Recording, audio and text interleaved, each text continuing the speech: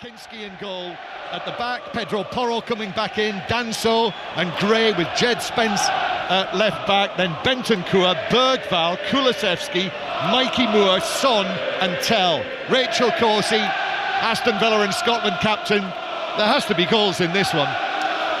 You would think so. Both teams look like they're really going to go for it, and I think that midfield battle will be interesting. I think you'd think Bentancur's job is going to be to try and limit the spaces that Morgan Rogers will likely look to work in it, and then it'll be about what their front three can ultimately do in the other half.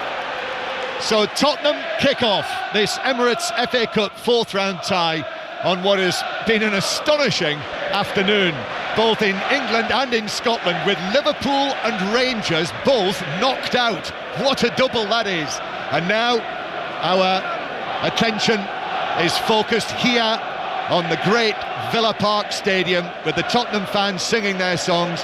Tottenham attacking towards the Holt end, which is over there to our right in the first half, and the ball actually just went out of play on the far side, so it's a throw in to Aston Villa, who get their first touch of the match and go all the way back to goalkeeper Martinez, who is being pressed but turns and calmly plays it out to Luca Digne, and Digne then to Tielemans, and Tielemans pass into the centre circle. That is an excellent change of feet as the ball is played through to Jacob Ramsey, left foot, shoots in, oh, it's straight through Kinski.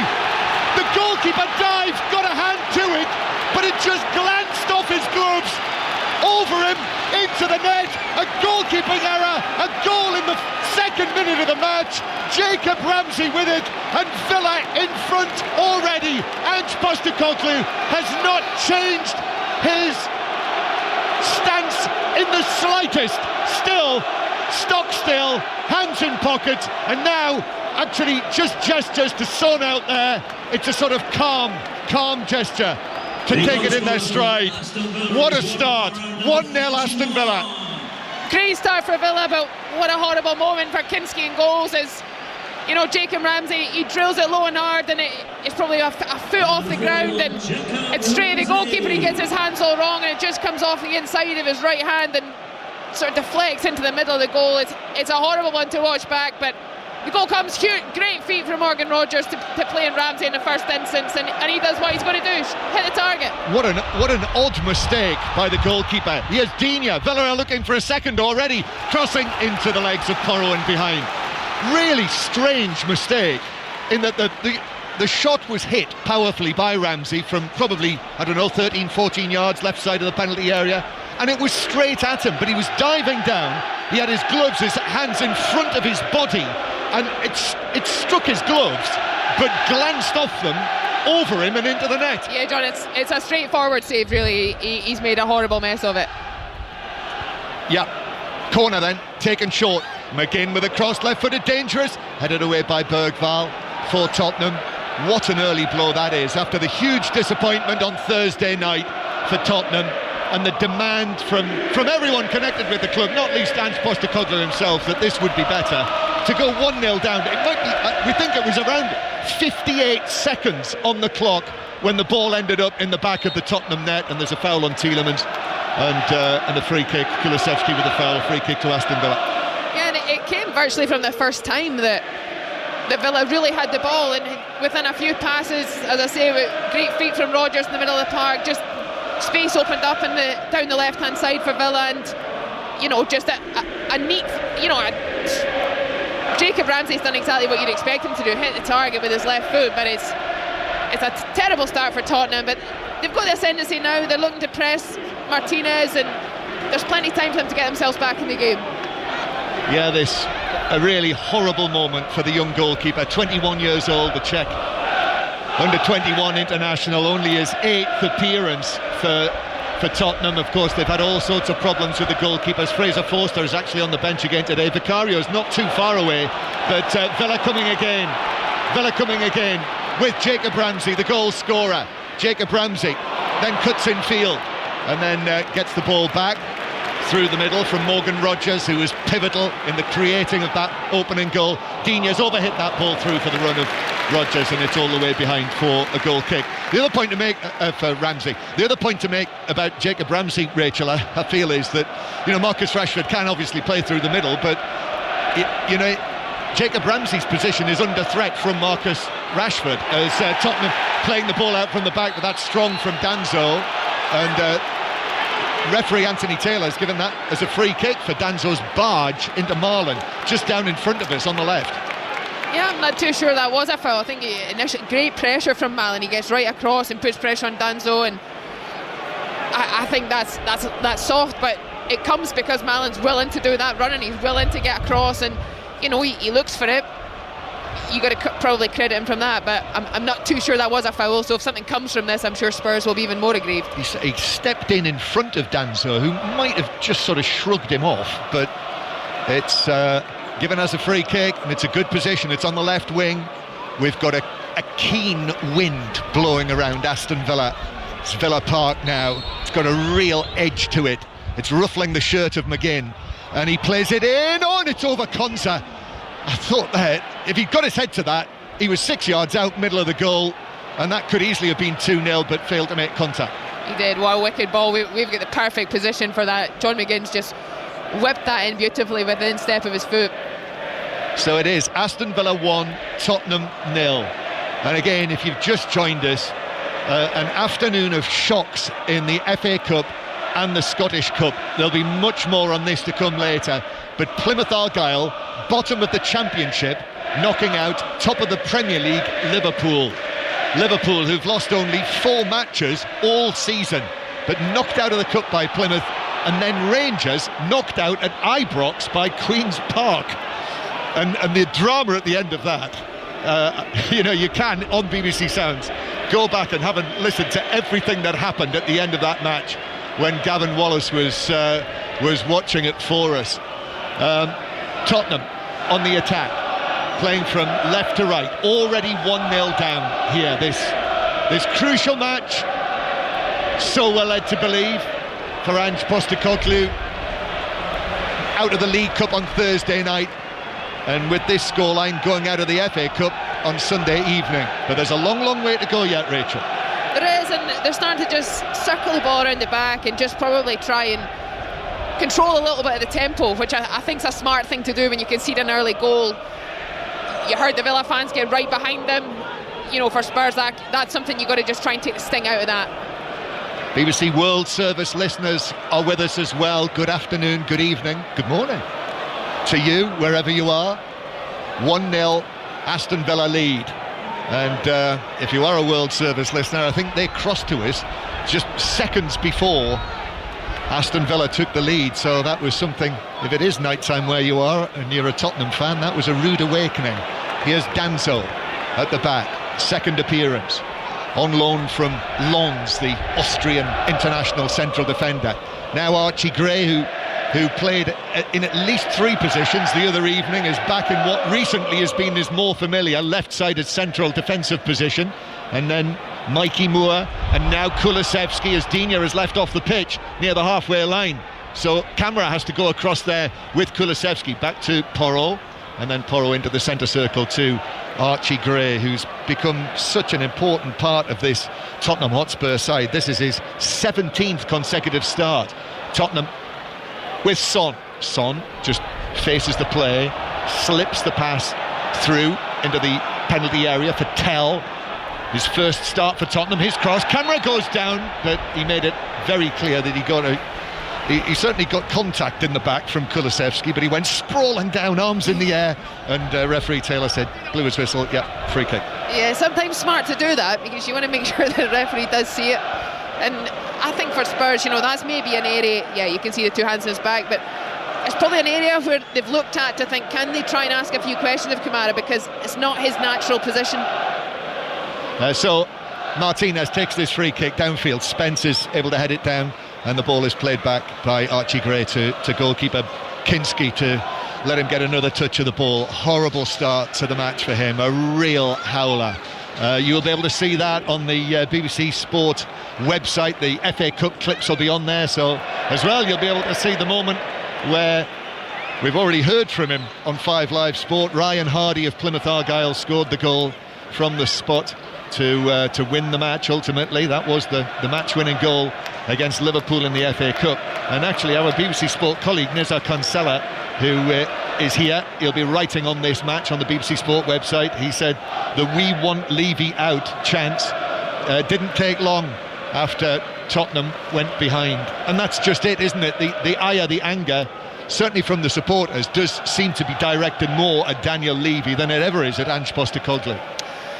Yeah, I still don't think that's necessarily that helpful. You know, you can see the goal early on, and again it's fouled by Bergvall. Sorry, that's the last thing you want to hear, really. I think there's plenty of time. It was an error. I think since then Spurs have looked good. You know, the fans got to try and do their best to stay with the team as long as they can.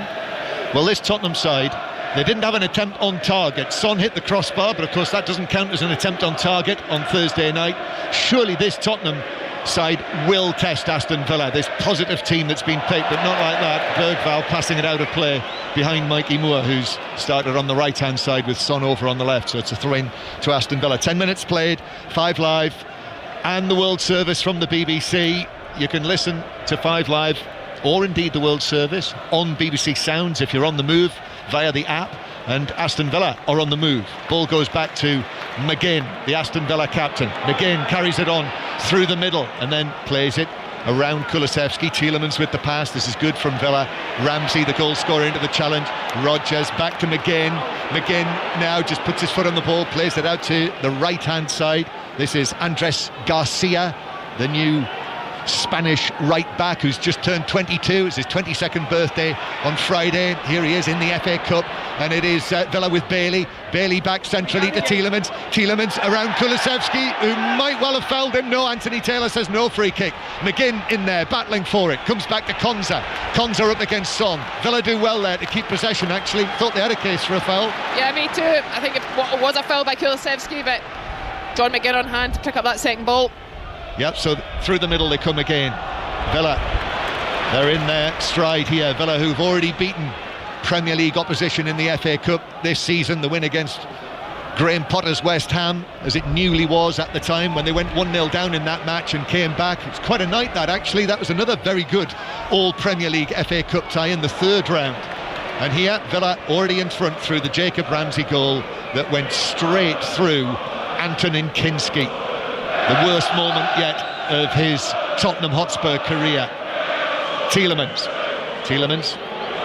There are 6,600 Tottenham fans inside Villa Park. And as I say, you have to really take your hat off to them after their week. And now the ball is played out by Rodgers to Digne. Digne with the cross, but Pedro Porro is able to get back, jump, block it on the dead ball line behind for another Villa corner, Rachel.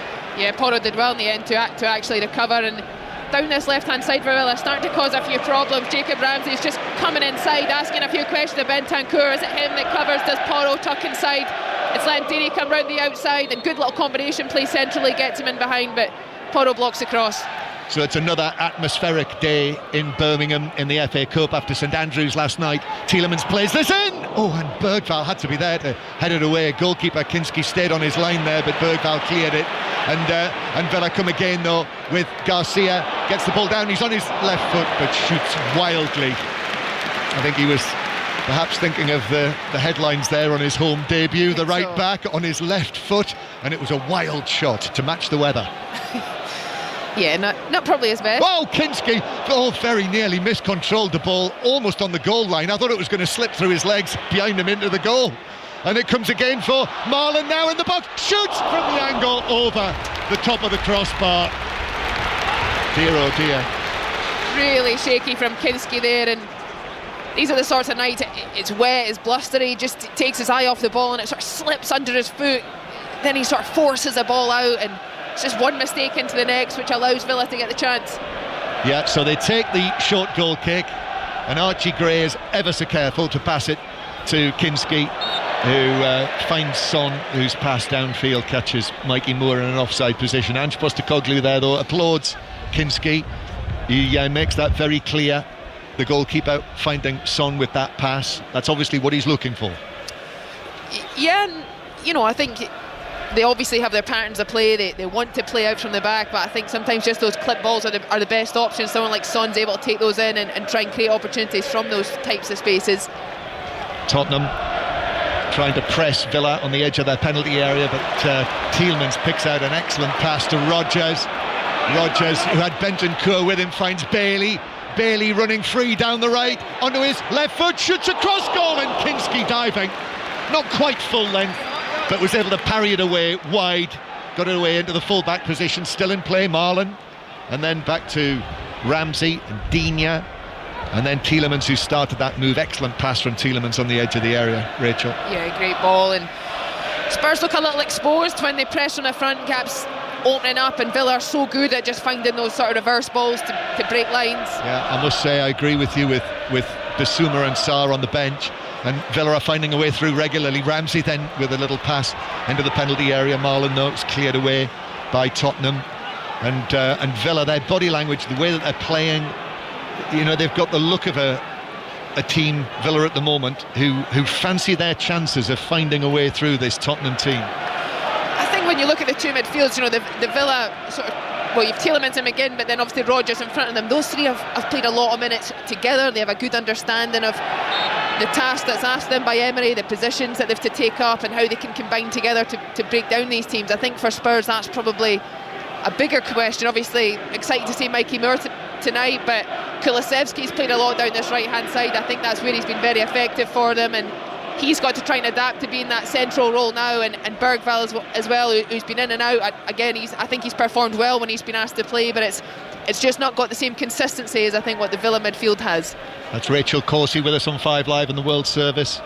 Tottenham 1-0 down, ball played over the top for Spence to chase, it's up against Bailey, but the ball bounces out of play for a throw into Tottenham in their own left-back position. Tottenham coming into this match under great scrutiny, under great pressure, 3 days on from Anfield, and the worst possible start with, we reckon, just under a minute when Ramsey's shot squirmed through and over Kinski and into the back of the net. Tottenham, who have a remarkable record here, Tottenham Hotspur, and they have already beaten Villa 4-1 this season. A handsome win in the home match in the Premier League before Christmas. Also won 4-0 here last season, but 1-0 down, with Danso looking to see the ball out for a goal kick, which he has. Spurs who've won, believe it or not, on 9 of their last 10 visits to Villa Park in all competitions.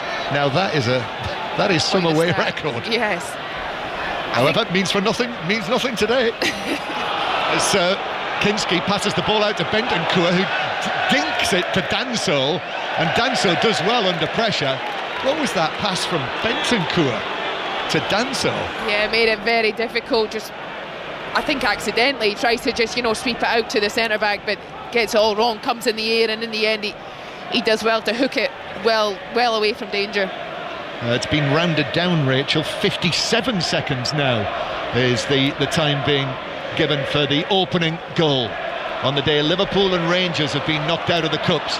Here is Tielemans, strong, holds off the challenge. Tielemans shoots, and it bounces wide of the foot of the left post. It absolutely opened up for Yuri Tielemans to take the ball on almost to the edge of the D, and he's furious with himself that he failed to get that on target. He is, but it's a great run. He receives the ball in his own half and does well to use his body, and that's got to be close. It looked very close from that angle. Yeah, just a yard wide of that post. 1-0, Aston Villa lead. Should say as well, Rachel, that Tell is actually playing on the left-hand side and Son is playing through the middle, and that is a more familiar position for Matthijs Tell, the French teenager, to play in. There's Kamara now. Just in case you're wondering, by the way, Axel Disasi, another of the Villa arrivals, and they had such a busy January transfer window, he can't play because he's cup-tied. So Kamara continues in central defence, which is a position in which he is comfortable anyway, as Bergvall fouls Tielemans, who's left on the ground. Anthony Taylor just goes across to John McGinn, and the two of them are involved in a conversation. Tielemans is all right, just got clipped, he'll be okay. Free kick to Villa inside their own half. Yeah, Villa just starting to find ways to break that press of Spurs, and that's a really tiring task, when either Spurs front 4 or 5 players, you're asked to chase the ball, but at no point do they get that close to ever being in a position to actually win it. Villa with McGinn, who's holding off the challenges initially from Bergvall, then from Tell as well. That was classic McGinn. Inside his box, then goes down, leans forward, sticks that famous backside out, holds off Bergvall and Tell and gets the ball away. I thought you were going to say that as famous commentators' curse, as I've just said they've not got close to winning it back. Well, yeah, there was that as well. As it's up to the halfway line. Marlon then gets this down on his full debut for Villa. Marlon, not in the Champions League squad, but in the Premier League team, to Ramsey. Ramsey then with a shot through the legs of Porro from an angle, not far from where he scored the opening goal actually. This one on his left foot, and in the end, probably 4 or 5 yards wide of the post when it bounced wide. Yeah, very similar position to that goal, but it's Marlon this time who creates it. I think Porro does really well. He makes sure he goes outside of him and knows that that's his less favoured foot. Collision centre field between Tell and McGinn. The ball bounces for Villa. Bailey is able to take it on. That's one of the 2 changes that Aston Villa made. Unai Emery bringing in Marlon and Bailey from the team that lost 2-0. You might have heard that 5 Live commentary match last weekend when they lost 2-0 at Wolverhampton Wanderers. So Villa down in 8th place in the Premier League table, but Tottenham down in 14th, and here in danger of going out of the FA Cup, already 1-0 down, having gone out of the League Cup this week. Still got the Europa League, but this would be a severe double blow were it to come to pass. Bailey though is dispossessed. Cheers from the Tottenham supporters. Long pass forward from Tell, and what's the referee given there? Was Son impeded? He was. It's in the centre circle by Camera. I think it was Camera, yeah. And I think probably you're looking at a midfielder there who doesn't like the fact the ball's going over his head and he's not got a line behind him to recover, and Konza was there, and hence nothing more than just the free kick given. Aston Villa 1, Tottenham 0. Remember, no VAR here, even though it's sitting there, Rachel, somewhere in the ground, Premier League ground, not being used in the FA Cup until next round. So we will have it in the next round, but unlike St Andrews yesterday, we do have goal line technology. So we've not got VAR in the interests of consistency, but we have got goal line technology at one ground but not at another. Yeah, I'm sure there's sense in that somewhere. As Villa play the ball from the back. Daniel Levy is here, by the way. The television cameras have picked out the Tottenham chairman, he looks as though he's sitting in the gloom, doesn't he? Those pictures sort of matches the mood for him and Tottenham in this position. Really horrible goalkeeping mistake leading to the opening goal. And if you're a Liverpool fan, Plymouth Argyle fan certainly, a Queen's Park fan or a Rangers fan, there will be a 606 tonight for you to call in on 5 Live and talk to Robbie Savage and Chris Sutton from round about 7:30. Here comes Spence. Spence though is stopped in his tracks by the referee's whistle for his challenge on Bailey, who's left on the ground. He's chuntering away as he walks away, Jed Spence, but it's a free kick to Villa. It isn't, again, not much in that. I know that referees nowadays, they don't like when it looks like your foot comes over the top, but very much placed on the ball, but a foul given, decided by the referee. If you just switched on, 1-0 to Villa, the early goal from Ramsey. Marcus Rashford is on the Villa bench, so we might see him later for his debut. Here's Marlon now, edge of the area, plays it in, Ramsey with a touch, but Kinski is out quickly, the Tottenham goalkeeper, to dive down to his right, slide out and gather the ball at the feet of Ramsey. He's recovered a little bit of ground, hasn't he? Kulusevski now receives it. Kulusevski's ball through for Mikey Moore. Martinez Kane, he's gone back. Moore all the way across. The chance in the middle for Son. It's saved by Martinez. And then an excellent tackle as well from Andres Garcia. Just when it looked as though it might fall to Tell, Garcia did well, but Martinez with the save from Son. Incredible save. A great play from Spurs. Kulusevski gets turned, he plays Mikey Moore in behind, and it's a first time ball. It's an excellent ball right across the face. The Villa defenders are all taken out by it. Martinez just spreads himself big and takes it right in the square of the chest. Superb save. One-on-one he was, middle of the goal. Normally you'd expect Son to tuck those away, but Martinez, sprawling down to his right, was able to make the save, block it away, and as I say, Andres Garcia. But that's the kind of chance, that's what Tottenham are looking for. That's the kind of play that Tottenham and Ange Postecoglou are looking for with this starting lineup. Absolutely, and it's a reflection of the ability those players have. You know, Bergvall does well, takes it under pressure, releases Kulusevski, who can get faced up, and then you see the quality. He just feeds a nice ball guided between sort of left back, centre back, the Villa back line. Mikey Moore's got the pace, and he just, you know, a lovely curled ball just behind the remaining back line. And as you see, you know, Son normally does finish those, and it looked for one moment as well, Martinez was in trouble because he thought about coming out when the ball was played behind for Mikey Moore, and then he realised he was never going to get there and he started to backtrack. You always worry when you see the goalkeeper doing that, but he has quick feet and he got there in time. We've got a stoppage here because Ezri Konsa is down, and this is a concern with the problems they've got with injuries in central defence. Obviously, Sol Diego Carlos went off to Turkey during the transfer window. Tyrone Mings is out with that injury that he picked up in the West Ham match, and they are preparing a substitute. And Lamar Bogard is being prepared to come on now. He can play in central defence, and that's it for Konsa. So it looks as though Villa are going to be playing a central defensive partnership of Lamar Bogard and Boubacar Kamara, who really they're defensive midfielders, and to lose Konsa as well, that is quite a blow. He's okay, he's walking off the field, but the decision's made that he can't carry on.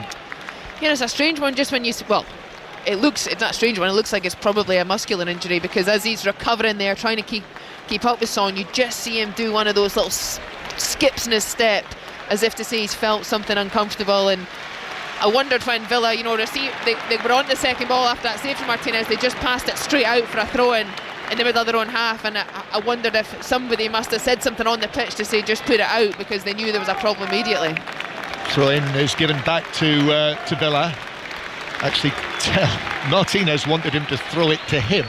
Martinez trying to run the game, by the way, saying to Tottenham, come on, just throw it to me, and Tell threw it straight out for a goal kick. Yeah, which you can understand. But Martinez, he'll never be shy in saying something.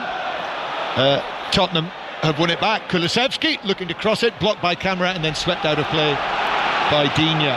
So Bogard and Kamara.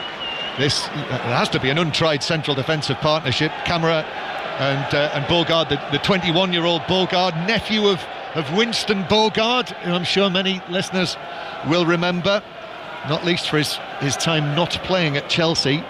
This is just his 11th appearance this season.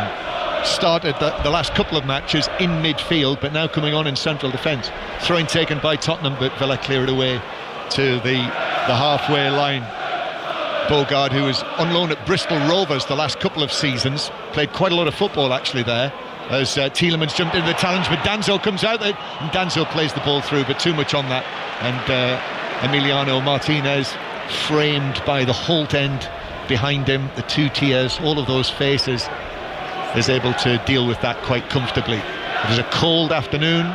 It's not quite as grey and murky as it was yesterday afternoon at St Andrews, as Marlon wins a free kick on the halfway line. As you well know, Rachel, you were there in the crowd. I was there.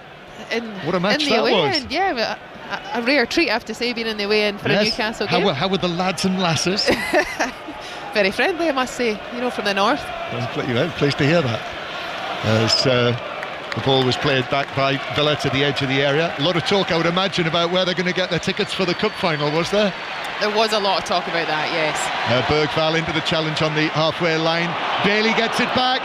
Bailey now towards the edge of the area. A left foot, shoots. Kinski, good save. Ramsey couldn't force it in from the angle. In fact, the shot was wide and behind from Ramsey, but Kinski again gains a little further ground after his early mistake. Yeah, a good save again, but problems for Spurs. The amount of times Villa are able to just drive right at that back line. Bailey maybe could have slid in Malin for a slightly easier opportunity, but you know, probably you can imagine a striker wants to shoot there as he comes into the box. Yeah, it shot too close to Kinski, really gave him the chance to make the save, and Ramsey's shot actually hit the back of the post on its way wide from the very tight angle. He was looking to thread it in. He didn't have much space to work with there as he arrived on the left side of the penalty area. mentioned that about the murkiness. Suddenly a cloud of fine rain has blown in here, and it does look rather more like it did at St Andrews yesterday evening. Aston Villa 1, Tottenham 0. This is the FA Cup, the Emirates FA Cup on the BBC.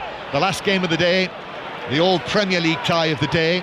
Still more FA Cup commentaries to come tomorrow night and Tuesday night as well.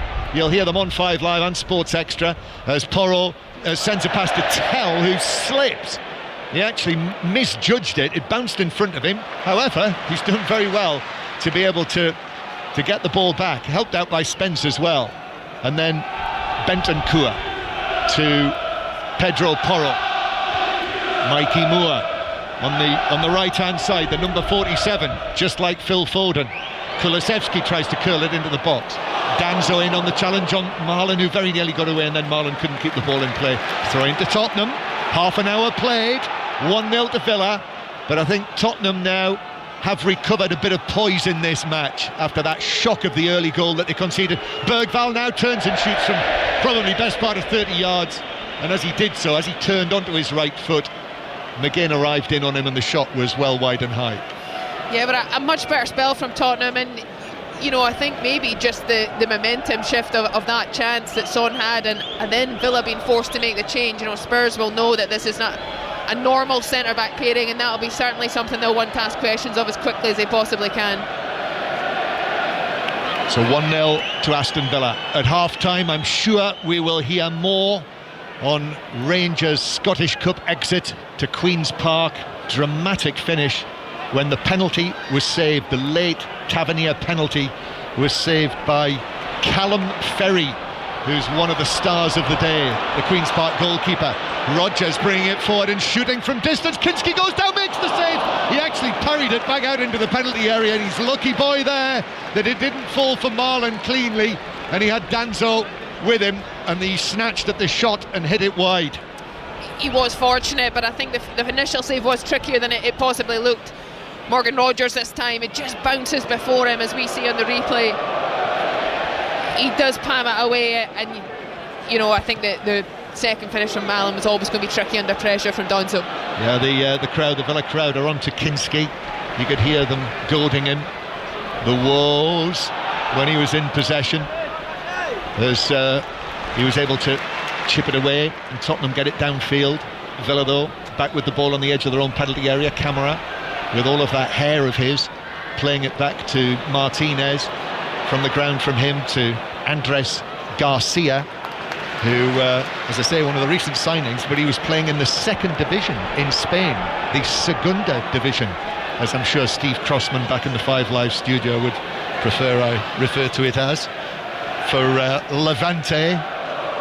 And quite a step up to come here and play for Aston Villa, isn't it? Yeah, but he's looked very tidy so far. He's been willing to get forward, and all of his touches, as you'd expect, are very nice and neat. Looks comfortable in possession, and you know, so far has managed to mark Tell out the game. I'm sure that's one that the Villa hierarchy will know all about. The president of football operations, Monchi, probably a player that he and they have had their eye on, as Bergvall comes out with the ball on the halfway line, gives it to Porro. Porro's ball straight into the back of Digne and out of play. Did that go out for a corner or a throw?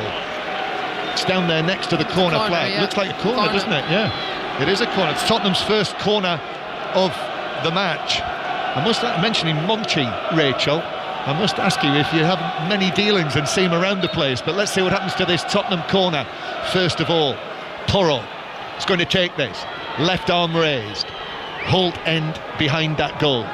Porro's right-footed delivery to the near post, glanced on by Bentancur, headed away on the edge of the box though for Villa by the goal scorer Jacob Ramsey. Tottenham play back over the top. Archie Gray still up there, tried to head it on, bounces down for Villa. No, in fact it bounces down for Moore to play the ball through for the run of Son into the area, but Digne was there as the final covering defender. He got there first and put it out for a throw. He did, but still a really good spell for Spurs. This has been sustained now for the last 5-6 minutes, and really they'll be hoping they can create something that's a little more clear cut. Half time approaching. Just over 10 minutes to play. 5 Live and the World Service from the BBC here at blustery Villa Park. That's the other thing. There is quite a wind blowing around the stadium here on the north side of the city of Birmingham, around about 3 miles away from the classic centre of this great city with all of its canals. Just up here next to the M6. People might be listening to us, Rachel, in their cars, looking at the lights of Villa Park as they take on Spaghetti Junction nearby. Here is Danso in possession just in front of his own penalty area, playing it across to Archie Gray. And Archie Gray, with his curly black hair, right-footed forward for the run of Tell, who was blocked by Garcia but fouled him, and it's a free kick to Villa halfway inside their own half. So what about President Monchi then? Do you see him much around Villa Park? Is he very much in evidence? I mean, his car is always at the training ground. I know that, and I have met him a couple of times. I think if I was to see him too often, it would probably mean I was in trouble. So, oh, would it? Well, I feel so. You meet the important people and keep your head down. Yeah. But he's obviously someone who's very highly regarded here and has done an incredible job when you think of the players that Villa have signed and how they've managed to perform for the team. Yeah, one of them here, Marlon. The Villa supporters felt that he was being fouled on the halfway line. Tottenham attack comes to nothing though, and Villa come again through the middle. Ramsey gives it to Rodgers on the left hand side. Rodgers, who set up the opening goal for Ramsey, and then a ball into the area for Ramsey. The shot come cross is deflected though through to Kinski, who's able to scamper out of his 6-yard box, pick it up, just roll it out to Bentancur, and now Pedro Porro to Mua, Mikey Mua. Excellent footwork from him, and he bamboozled Tielemans there, drew him into the challenge, won the foul. Yeah, just an example of that youthfulness, getting there first to the ball, and just nice little 2 touches to go past Tielemans, and he has to foul him.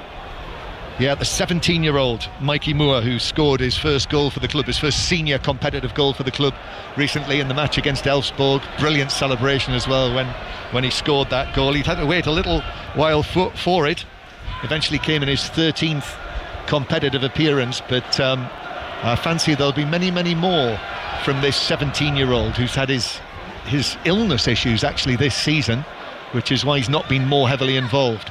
And here he is, he's in on the right-hand side, but Tottenham have got the ball on the left, and Tell loses out to Bailey, who's not had the best of seasons, and then back to Garcia, who wins the throw-in for Villa halfway inside their own half. Unai Emery down there, the slim figure of Unai Emery with that glossy black hair of his swept back. He's got a thick padded overcoat on, steps forward, claps his hands together, all in black he is, as Pedro Porro responds to his manager's urgings, takes the ball on downfield. Kulusevski back into Bentancur, and then across to Archie Gray, and then Gray with his right foot out to the left hand side to Spence, whose cross into the penalty area is headed away by Digne on the edge of the box, comes out to Porro. Porro just lifts it in there to the back post where it's chested down by Garcia, but good play by him. And Garcia then up to Archie Gray, who's all over the top of Marlon. The two of them end up in a heap on the ground. It's a free kick to Villa. The Villa supporters are saying, what about a yellow card for Archie Gray? John McGinn's laughing at the prospect of that, and Anthony Taylor resists. Yeah, I think if I'm going to take the side of the centre-back there and say probably a foul is fair. I think he gets very close. Marlon uses experience, just rolls him round, and Gray there, just you see his inexperience. He tries to win it when he probably should just try and stay goal side, force the ball back. Villa take the free kick.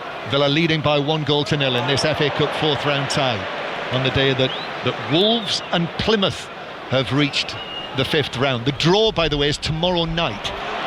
Round about 7:10, you will hear it on 5 Live, and you can watch it on BBC One. This match, by the way, is on BBC One if you're on your way home, and it's proving out to be a competitive affair. Here's Bergvall, and then Tell on the stretch. He does well actually to keep it. Tell on loan from Bayern Munich, and then Spence as well. Villa in on the challenge, and in comes another challenge as well from Morgan Rodgers there. It's out of play for a throw into Tottenham, who actually go back into their own half. And yes, tomorrow night we'll have commentary, 5 Live Sport live from Doncaster Rovers against Crystal Palace, the League One side left in the FA Cup. And here's Kulusevski. That's Monday night.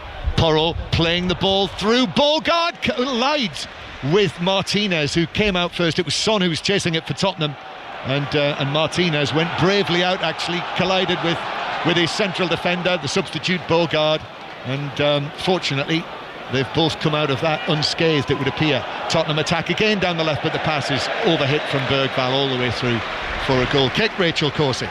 Yeah, really sharp from Martinez there. He takes his high position, and he probably could have used his hands, but he felt that maybe it was too much risk. I think Son's just on the back of Bogard, and as the ball comes in, he chooses to just use his feet as he clears the ball away. So goal kick to Aston Villa. So yes, tomorrow night you'll hear Doncaster Rovers against Crystal Palace. Then Tuesday night, Exeter City against Nottingham Forest, which is a really enticing FA Cup tie. But that's on Sports Extra, because Manchester City Real Madrid will be here on 5 Live. I'm not sure how it enhances the FA Cup, particularly having that match up against the Champions League playoff, but there we are. Here's Gray forward towards Spence, then Tell. And Tell's given it away, but Tielemans actually ran into Bentancur. Rodgers ran into Bentancur, and Tottenham have got the ball back. 1-0 Spurs, 1-0 Tottenham trail. Moore passing it forward straight through to Camara, so Aston Villa have got it back. And actually, you know, I think over the piece now, Rachel, it is relatively even. Villa have had more of the chances, but Tottenham have certainly got the foothold in the game. They certainly have, and other than that one chance though, I don't think Spurs have managed to probably create anything that's given their fans too much to be excited about, but they'll be pleased nonetheless that they're just back in the game. It felt for that first 20-25 minutes that Villa certainly had the ascendancy, and the fans have felt a little quiet in the last 5-10 minutes, and that's just allowed Spurs to really take advantage. Tottenham have had just the one attempt on goal, and Villa come again as Spence dived in there. Tottenham could be exposed here. Bailey through to Garcia. Bentancur in with the challenge though. That was important for Tottenham. Bentancur's challenge, and it actually bounces off the Villa right back. Garcia and out of play for a goal kick. It feels like a waste there. Probably the first time Villa have really had the chance to run into the Spurs half. Down the right hand side, they had the overload. Bailey just slightly gets the angle of the pass down the side wrong, and it allows Spurs. Bentancur just recover and in the end win a goal kick. Goal kick taken. Villa win it back. McGinn heads it forward. Cleared away. Kulusevski can't get round Camara, and so McGinn is able to run round and pass the ball forward to Ramsey, and Ramsey skips over a couple of challenges, but then again it's Bentancur, the Uruguayan, who's there as the last line of defence. And Tottenham, Kulusevski inside his own half. Camara falls into him, brings him down. Surely that was a free kick. It's not given. Villa continue to play forward. Tielemans now to Marlon. Marlon takes on Porro, who's blocked by Ramsey. Marlon's ball across, and the referee says yes, he did. He blocked him there. He did, and it's a free kick to Tottenham. And I think that was a foul, but I think it was a double foul given the fact that Anthony Taylor hadn't given the free kick earlier. Yes, probably nailed on to be given as a free kick. Yeah, it was an opportunity I think the ref took to just redeem that situation, and it was almost really smart from Ramsey. You know, I think in those moments nowadays you've got to be a little more subtle, because I mean we obviously don't have VAR today, but we know that normally those things are picked up, and I think referees are a little more aware of them.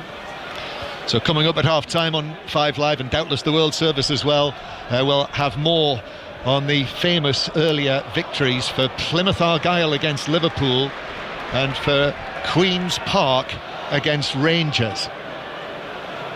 They'll be talking about that for years and years, won't they? Little Queen's Park knocking out Rangers at Ibrox. Certainly at Ibrox as well, and especially with the late drama, the penalty, which so many sides normally are on the wrong end of. It's where Andy Robertson started out, wasn't it? Queen's Park. It was, after he was rejected by Celtic, as Porro in on the challenge, bounces away off Marlon and out of play for off Porro and out of play for a Villa throw in. So yes, more reaction to that at half time. Looking forward to hearing who it is who we'll be hearing from Arne Slot, I presume as well, after the possibility of Liverpool doing a Queen's Park, a clean sweep and winning everything, ended today. Villa with the ball inside their own half. McGinn turning away from Bergvall and then chipping it forward to Ramsey. Chests it down, takes it away from Kulusevski and then just rolls it here to the left-hand side to Digne. And Villa looking very much as though they're thinking about making sure they go in with their 1-0 lead, keeping possession. Unai Emery almost starts walking down the touchline as Digne chips it forward over the top of Ramsey through to goalkeeper Kinski. That's the story of the first half. It came early in the very first minute. Kinski's goalkeeping howler when he couldn't save the shot that was more or less straight at him. He was diving down to his left, got his hands to it, but it squirmed through his gloves, given away by Tottenham. Bailey now through to Marlon in the box. Marlon trying to get there and shooting into the side netting from an angle. Danso coming across. I think he should square it. Tielemans has crashed into the box, and you know he's a forward. He's going to shoot when any time he's slipped the ball in behind, but the angle was really, really tight there. And again, the opportunity comes from a Spurs error. Archie Gray just giving the ball away, and you see there as Malen shoots, had he just reversed it, I think Tielemans plays that into the open net. Yeah, chance not taken. So it remains 1-0 to Aston Villa. The goal after 57 seconds. Kinski puts his foot through that, and Tell backing away on the halfway line did well to keep it in play, then rides the challenge from Garcia and then a second challenge as well, and Tell strokes a ball crossfield to Kulusevski. Might be the last attack of the first half, 2 minutes of added time. Moore then couldn't find the ball into the area, but then wins the challenge. Moore still going, Bentancur to Bergvall over to Spence. Spence dances into position to shoot, but straight at Martinez. The Villa goalkeeper takes that very comfortably, catching it in front of his throat. He does, but it was a good effort from Spence. You know, he does catch it sweetly, but just Martinez has a big frame and his reach is far and wide, and he comfortably takes that into both hands. But just earlier, creating on that, I think, you know, Mathys Tel has looked lively. He's not had too much of the ball, but you know, we've seen glimpses of the quality. Quite clearly has. Martinez downfield, well into the second minute of added time. I think that's going to be just about it, as the clearance from the goalkeeper bounced out of play for a throw-in to Tottenham, who are going to have to turn this around in the second half if they are going to stay in with a chance of ending their trophy drought in the FA Cup this season. And there is the whistle from Anthony Taylor, and at the break Villa do lead, as the man on the microphone says, 1-0 through that early goal from Jacob Ramsey. Marcus Rashford has remained on the substitutes bench. We might see him for his debut in the second half, but it is as it was right at the start, Rachel Corsie, intriguingly poised. It is, and I think it's fair to say that this game probably has more goals in it. I think first 20 minutes Villa were certainly the dominant side. As Konsa, it was probably the change in Konsa coming off. Unfortunately, it looks like another injury for Villa there, but that felt like it changed the game for Spurs. They came into it a lot more. Son with a huge opportunity, brilliant save from Martinez, and since then it's felt a little bit edgy. Both sides have had moments, but nothing else really that either side can capitalise on. Yep, so second half to come. At the break, Aston Villa 1, Tottenham 0. Thank you very much, both. And before we get to second half commentary, we will have heard from Miran Muslic, the Plymouth head coach, after they knocked Liverpool out of the FA Cup this afternoon. We'll have heard from Callum Davidson, manager of Queen's Park, who beat Rangers in the Scottish Cup at Ibrox. He who took St Johnstone to the Scottish Cup and the Scottish League Cup in the same season back in 2021. So he is Mr. Upsets. We'll also hear from Arne Slot. We will speak to Chris Sutton ahead of 6:06, and we'll look ahead live to the Super Bowl, all after the news on 5 Live with John Barnes. This is BBC Radio 5 Live. Listen on BBC Sounds. Thousands of Palestinians have begun returning to their homes in northern Gaza after Israeli troops withdrew from a road that in effect split the territory in two. Around 700,000 people fled south before Israel's ground invasion in the wake of the 7th of October Hamas attacks. Weir Davies is in Jerusalem and says many homes in northern Gaza are in ruins. From what we've seen today, despite the destruction and the complete lack of infrastructure, people are determined to return to those areas and rebuild their lives. Arab governments have also reiterated their position that the region will not tolerate Donald Trump's controversial plan to relocate people from Gaza. As for Israel, they say Trump is thinking outside the box and it is time for new ideas about Gaza. Police in Dublin have arrested a man after what they're calling a serious incident in a central part of the city. Local reports suggest as many as 4 people have been stabbed in the Stony Batter area. Officers say there's no ongoing risk to the public. President Trump says Elon Musk, who's overseeing a purge of US government jobs, will help find hundreds of billions of dollars worth of fraud and waste. Mr. Trump gave no evidence for his claim, but told Fox News that he ran the campaign on cutting government spending. Essex Police say one of its officers, who admitted to tragedy chanting at a Liverpool football match, has been sacked and barred from policing. Sergeant Tyler Coppin pleaded guilty to the public order offence during a Premier League match at Anfield last October. He was given a 3-year football banning order and ordered to pay £645 in fines and costs. And the Church of England's governing body has ruled that non-alcoholic wine and gluten-free bread can't be used during Holy Communion. Campaigners had asked for the change, but church guidance says the bread must be made using wheat flour and wine must be the fermented juice of the grape in order to be consecrated as part of the service. I feel like I'm going to the Super Bowl. Tonight, Super Bowl 59 rolls into New Orleans. And the kickoff is out of the end zone, right down the middle. NFC champions, the Philadelphia Eagles, led by Jalen Hurts, are taking on AFC champions, the Kansas City Chiefs, who are looking to win their 3rd Super Bowl in a row. The Chiefs are back-to-back Super Bowl champions. Join NFL expert Greg Brady, former Pittsburgh Steeler Christian Scotland Williamson, and me, Stefan Powell. Super Bowl 59. Hear it all right here on 5 Live tonight from 11:30. Listen on BBC Sounds. This is 5 Live Sport. The FA Cup with Steve Crossman. Listen on BBC Sounds. Villa 1, Spurs 0, second half commentary on the way. Whatever happens, the big story in the FA Cup today is this. Bottom of the Championship, Plymouth knock out Premier League leaders Liverpool. Ryan Hardy scored the only goal from the penalty spot. Keeper Connor Hazard made some massive saves. Here's manager Miron Muslic with John Akers. Congratulations. It's one of my favourite days supporting Plymouth Argyle, That's a magic day. How do you feel? It's the same for me, because we just realised what it means also for the Green Army, what it means for us as a club, but also for Plymouth as a city. It was a big day, and we just wanted to represent Argyle best possible, because the stage is big. It's the FA Cup, it's the biggest cup in the world, and the world is watching. So that's an opportunity to shine and to represent green and white best possible, and the lads just did it in an outstanding way. What was your plan? To defend, structured, organised, to enjoy to defend, because it's Liverpool. They will put pressure on you, they will force us to defend deep, and we simply have to enjoy to defend, to throw ourselves in every duel. We didn't allow them a lot. That says a lot about our game plan, about our defensive structure, and we knew if we can manage to defend structured and organised, we will have also our transition opportunities, and I think we've been there also very dangerous. So the plan was to keep them as far away from our goal, to be just annoying, to be competitive in every duel, and I think we did it. You've only been here a month, but I feel like we've gone through all the range of emotions of being people who are involved in football. It's been extraordinary all month, hasn't it, really, as Argyle manager? Yeah, I think if you can survive this month, you can survive everything. So a lot of up and downs, but this is just a part of our journey, a part of football, and I'm grateful and happy for every moment.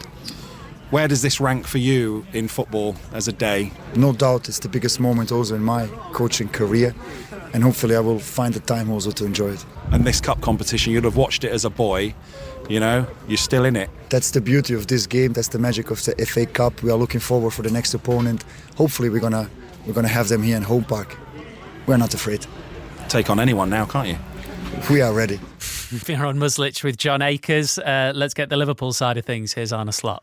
They worked incredibly hard, defended really well, and unfortunately we weren't able to create many chances, and a penalty which was a correct decision, led to the fact that we lost with 1-0. Obviously, you made 10 changes to the team which had played Spurs, and everybody understands why. You have a very, very punishing schedule. But any regrets about that, or do you feel young players have to play sometime? I don't think there were many young players in the team. Most of them are players where everybody is constantly telling us, and I agree with these people, that we have a very strong squad. And if these players come from the bench, they always help us. That's definitely not an excuse that the starters weren't here. These players should be able to win a game like this as well. But we also knew that this is a difficult game because of their playing style. Not good enough to win the game, or we should say they played a very good game.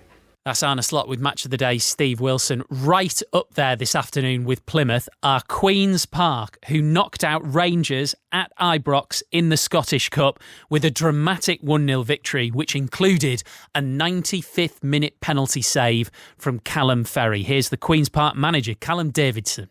Overall, just absolutely delighted. It might not sound it, but I am absolutely delighted inside for all the players in the club. We work really hard for this type of thing, Rangers have obviously better players, and on the day we managed to do everything right. We're fighting against everything at the end there, and obviously VAR got involved, penalty, and nearly got involved again. You should probably saw my reaction on the seat. I think I was under it. Overall, just absolutely thrilled to be in the next round. You can watch a game tomorrow night. Look forward to the draw. Any particular tie in mind? I'll be playing squash, so I don't know. All right, fair enough. Callum Davidson, Queen's Park manager, speaking to BBC Radio Scotland. Callum Davidson, thrilled. Miran Muslic, thrilled. Chris Sutton gets to talk to me for the next 4 minutes. I'm thrilled. Thrilled, I knew it. Yes. 08085 909 693. It's going to be a busy one. It is. Plymouth's result. I've got to say, there are those out there, and I don't know where I am with this one, but did Liverpool disrespect the FA Cup? I know Arne Slot needed to make Plymouth, changes. Yes, but from a Liverpool perspective, the quadruple was on, wasn't it? They made a lot of changes, but nobody saw the result coming. Plymouth beating Liverpool, fantastic story. Bottom of the Championship. Miran Muslic, a new manager, has gone in and transformed the club. So I want to hear from Plymouth fans and Liverpool fans on the way they feel after that result. I mean, that is one of the best FA Cup shocks we've had in quite a while. I say one of because otherwise I'll always forget what. I'm the same, yeah. Nobody saw this coming because of Liverpool's. All we've talked about all season is Liverpool's strength in depth, the squad strength which they had. But did Arne Slot, 10 changes, was that too many? Did he take Plymouth too lightly? Well, of course he did. They ended up going out. You are going to have a field day with Queen's Park knocking Rangers out. Am I? Yes, you are. I think we all know you are. Well, come on, Steve. You're better than that. I'm not sure. You know what? Queen's Park, mid-table in the Championship. Yep. You talk about nobody, saw the Plymouth result coming. Nobody saw this Rangers defeat coming. Philippe Clement talking in recent times about the team making progress. But all I'd say to Rangers fans, 13 points the difference at the top of the SPFL, and then now out. They lost the League Cup final to Celtic, out of the Scottish Cup. I mean, where are Rangers fans on Philippe Clement? Where are you on Philippe Clement? Well, I felt he was in a bit of trouble a while ago. I think it's embarrassing that Celtic still have to go on and win the title. But that gap, I cannot remember at the turn of the year, really. I know we're into February now, where there was that bigger gap at the top of the Scottish top flight. And then you look at Rangers losing today on their own patch against Queen's Park. What I do know is there will be a lot of Rangers fans who are thinking this was embarrassing enough. And people say, well, Rangers, they possibly can't afford to sack Philippe Clement, but can they not afford to sack him after a result like that? The baffling thing about them this season, Steve, is in European competition. Yeah. They've actually, really stepped up. But Rangers fans, is it Europa League or bust? Do you trust Philippe Clement? Or, there has been talk about Steven Gerrard now, maybe back in the picture. Would you like to see Steven Gerrard? What about Queen's Park? Callum Davidson missed a cup set. Unbelievable. My old teammate, brilliant squash player, brilliant golfer. What isn't he good at? Brilliant at management. But that is one of the biggest shocks, I think, Steve, in Scottish Cup history. Unbelievable result for Queen's Park. And I tell you, it's a big 45 minutes for Spurs, this, because Ange Postecoglou, they got absolutely slaughtered by Liverpool, didn't they, in the week? The goalkeeper, Kinski, I mean, dear me, chocolate wrists, I think they say. Qatari will be back soon. He will, but maybe not in time. There'll be Spurs fans, all the talk about the cups, the league, in a terrible position in the league, all the talk about the cups, out of the League Cup the other night, could be out of the FA Cup today, and they're Europa League or bust, if that's the case. And would it be like the end for Ange Postecoglou if they do end up losing? Then you've got Manchester United, VAR. Manchester United fans, you must love VAR, of course. And Chelsea.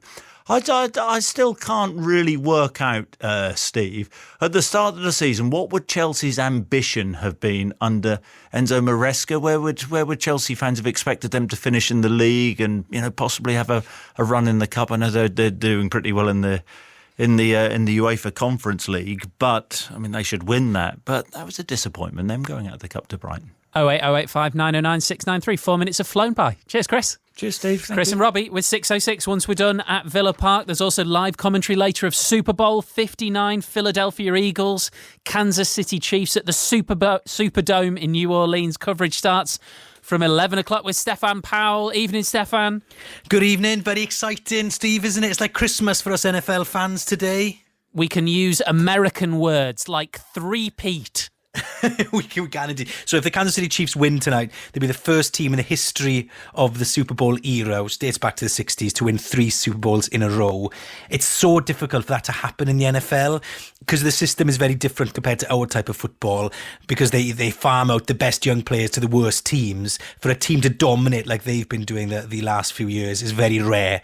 So if Patrick Mahomes and Andy Reid do it, they will go down in history as one of the greatest teams of all time. There is no doubt. So that's on the line for them tonight. There's a big omen, I think, coming into this, Stefan. Right, big win for Ireland in the rugby today, as you'll know. Big win for Plymouth.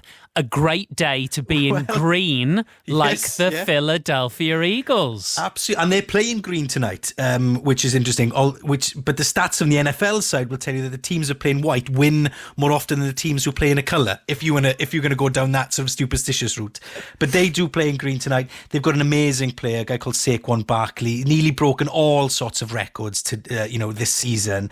Can he go one further and do it again for them tonight in the Super Bowl? And because he's one of the best players that have played his position, but he was on a rubbish team for years. He played for the Giants, New York Giants, for years. Now he's on a good team. Can he take them that one step further and get a Super Bowl win that the Eagles fans are desperate for? Because, of course, they lost against the Chiefs 2 years ago. Stefan, thank you very much indeed. So Stefan Powell will be with you for coverage. Starts from 11 o'clock inside the Superdome. It is Kansas City Chiefs against Philadelphia Eagles. And if you want to hear more about the Super Bowl, there's a brilliant programme you can listen to via our Sports Hour programme. If you just search BBC Sounds, all of the detail in and around the Super Bowl, including the fascinating story 20 years ago, Hurricane Katrina, and the way that the Superdome was used as that haven of last resort for people in the city, all detailed in their programme. You can find that now on BBC Sounds. Incredible day of FA Cup and Scottish Cup shocks. 08085 909 693. The lines are open for 606. Robbie and Chris will be with you once we're done at Villa Park. John Murray. Yes, as Chris said, very big 45 minutes coming up for Ange Postecoglou. His expression has not changed, Rachel Corsi, since we saw him walk along the touchline before the match. And there he is, but he is making a change with Yves Bissouma coming on at the start of the second half, and Mikey Moore makes way. So he clearly feels, I would assume, that he needs more stability in the middle of the field. Yeah, which can make sense, because I felt early on, Morgan Rogers was getting the ball a little too often and getting turned and faced up, and he's a sort of player you don't want to allow to do that. I don't think Mikey Moore had a poor half by any means, but a natural substitution in a game with probably this much at stake now, where Spurs are looking to get themselves back in the game. Yeah, it's Mikey Moore who set up the big chance that Tottenham had, but there's a misplaced crossfield pass by Tottenham, and Bailey was onto that, gave it to Marlon, but Tottenham, in the shape of Danso, was able to snuff out that attack, and actually in the process Bailey's ended up in a heap on the ground. Ball played forward for Tottenham, for Villa. It's out of play for a Villa throw, and the referee Anthony Taylor's just coming back to have a look and see how Bailey is. Sort of collided with Danso, who, well, he stepped on his foot, didn't he, Rachel?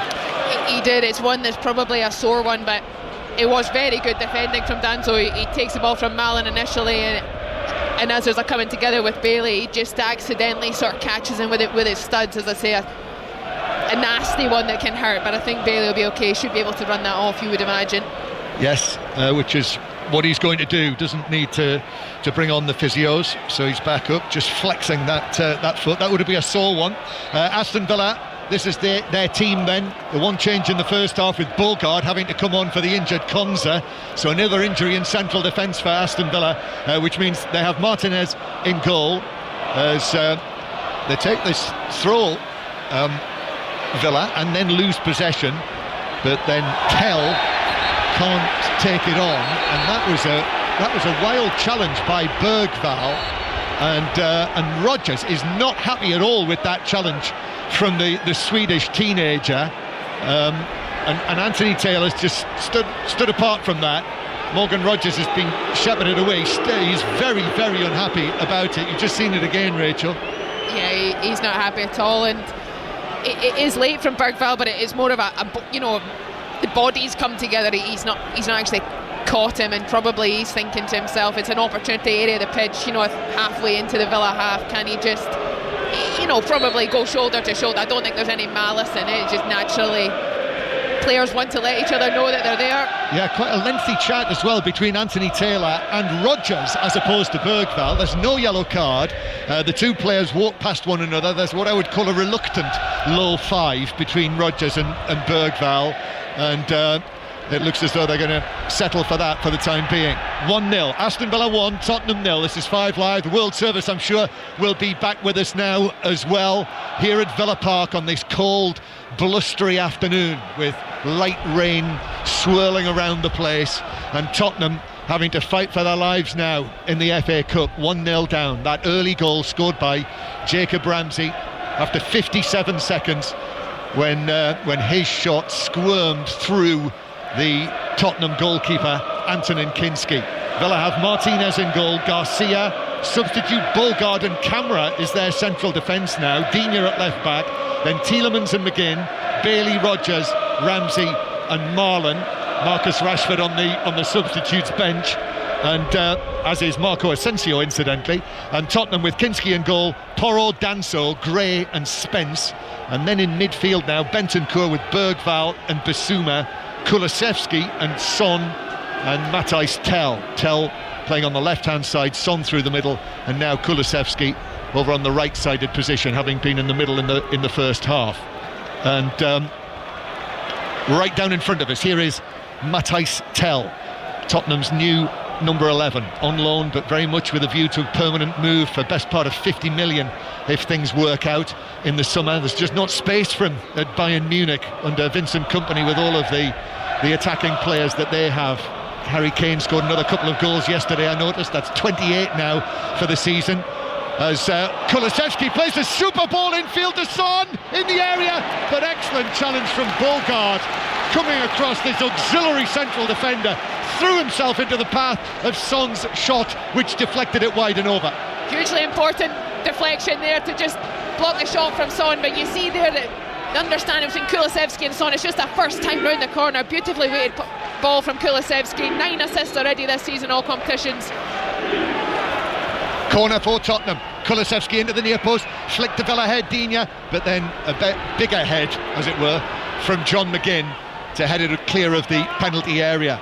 Kell now on the left, right-footed ball delivered to the back post, Digne's underneath it, Son was behind him and he headed it behind for another Tottenham corner, their second in the opening minutes of the second half. Son with that chance, he had only 6 touches in the first half, I see, although should have scored with one of them. Corner, Spurs supporters, thousands of them cheering on as it's headed away this by Bogard in the area, and he's actually headed it against his teammate Garcia, who's gone down. Ball into the Villa penalty area, but Martinez makes the catch, and referee Taylor has stopped play because the Villa player who's gone down after the collision, I'm not sure whether he was struck by the ball or whether it was a collision inside the area. He is down on his side, he is moving, and the physios have been waved on. Is it Digne? I think it's Digne. I think as the header's cleared from the initial corner, very close range, just come right off his face, and can be very unpleasant. I was surprised the referee didn't stop it sooner, but possibly didn't appreciate that there was a head injury. It was difficult to see exactly what had happened, but a sore one by the looks of it. Yep. So they're going through the full protocol here. So the players now having to keep themselves warm on this cold afternoon. Aston Villa leading Tottenham by 1-0 tonight, as we heard on 5 Live, more live sport. The Super Bowl from 11 o'clock tonight, so that'll take you probably most of the way through the night if you're listening to that. Tomorrow night, League 2 Doncaster Rovers against Crystal Palace, so commentary on that, and the 5th round draw featuring Plymouth Argyle will be around about 7:10. You'll hear it live on 5 Live. And Tuesday night, Wednesday night, Champions League commentary, Manchester City Real Madrid, the small matter of, on Tuesday, and then Wednesday Celtic against Bayern Munich, but also coverage of Exeter, Nottingham Forest and Everton Liverpool on Tuesday and Wednesday night as well. So if you listen to us at the weekends on 5 Live and you enjoy what you hear, we do the same sort of thing on midweek nights as well. So join us for that. Digne is up on his feet. I think he's going to be okay, Rachel, and very soon we'll be back underway again. Yeah, he does look like it. Sometimes these are the ones where you can innocuously end up picking up a concussion. You see there, just it's Bogard that clears the first header. It's a good header, but he's about 3 yards away from him. He doesn't see it coming and takes a sort of flush on the face, and they can be very unpleasant. Yeah, but he's okay. Just caught him on the side of the face, side of the head, and that'll have stung as well, won't it? This FA Cup ball. I'm not sure about this FA Cup ball, aren't you? No, you're not sort feeling of orangey, peachy colour. Anyway, it is what it is. Martinez steps out of the penalty area as he strikes this downfield under the head of Danzo, and then Tielemans. Back it goes to Garcia, who will play it back to Bogard. Excellent challenge from Bogard on Son. He's to play in central defence, and he is a midfielder, but he's not the biggest, is he, by any means, Bogard, as Bergvall now, with that blonde hair, the Swede, to Bissouma. Bentancur is put under pressure quickly and is able to turn, keep possession, give it to Danzo. Now Pedro Porro. Bissouma, 40 yards from goal. And then on the right-hand side, lovely little shift by Porro to the byline, drives it across to good effect. Son controls it, then plays it to Bissouma. His ball hits camera and bounces behind. I thought for a moment there it might have struck an arm, but there are no appeals. It's a corner only. Yeah, I thought the same as you, John, but it kind of, because there wasn't too many appeals, and just an initial chance, so Porro drills the ball. Well, it comes to Son off a deflection. I can't believe he hasn't shot. He's about 7-8 yards out. Yeah, went to control it and then took a second touch, Son, as Tottenham had this corner then from the right-hand side. No VAR, remember. If you're a Leicester City fan, you won't need to be reminded of that. Lines open for 606. Sure, Robbie and Chris would like to hear from you. 08085 909 693 for 606 on 5 Live. Here's the corner, attempted glance from Bergvall, hooked across the box by Danzo. It's missed by a defender. Bergvall pulls it across, bounces for Camera, who's able to whack it away on his left foot to the halfway line, and Tottenham are back in possession. A little panicky there.